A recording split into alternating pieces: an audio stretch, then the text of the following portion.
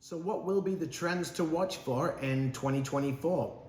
Well, there's going to be a few, I think. One of the main bellwether type indicators for our market since 2016 has been how is the Vancouver market doing? So if we see a really strong activity in the Vancouver market, I think you'll see our properties start to move faster and maybe even for a little more money. That tends to affect the luxury market more than the starter homes, but we are seeing more and more young families coming in from the lower mainland. Prior to 2016, it used to be about 7% of people buying properties in the area were from the lower mainland. It peaked in 2017 at about 48%. So that was a big factor in our marketplace, and it has been a pretty big factor ever since then. And so we should definitely keep an eye on it. If you see Vancouver real estate's really hot, probably a good time to make a move. Either if you're a buyer, get in before the inventory starts to shrink and you don't have the choice, or if you're a seller, get your property listed and take advantage of the people coming up from the coast. I would say that's definitely the number one trend to watch this year.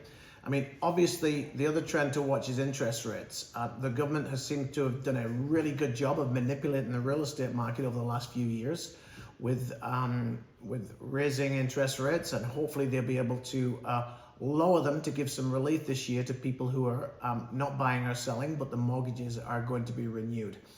With an election coming up next year, I'm sure there will be some pressure on the Bank of Canada from the government to give some relief, and that should in turn give us some good activity in the real estate market.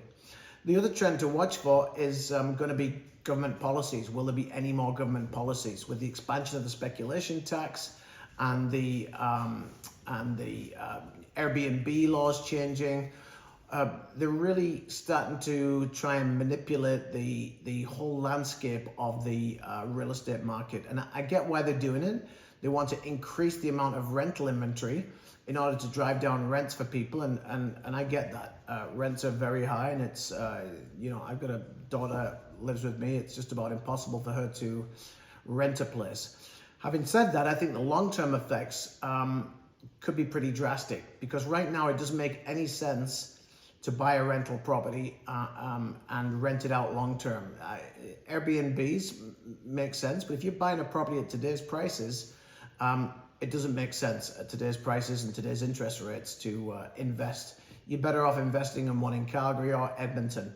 So I think you will see in the short term, you'll see these laws will grow the amount of rental properties available, but I'm predicting in the next 3 to 5 years it will shrink and actually make it worse for renters. It seems to be a short-term fix to try and get some votes, but I'm not sure of the long-term feasibility of that.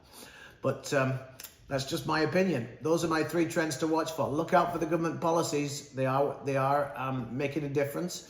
Watch out for interest rates, and watch out what's going on in Vancouver, which will give you a little bit of a look ahead, actually, about a month ahead of our market.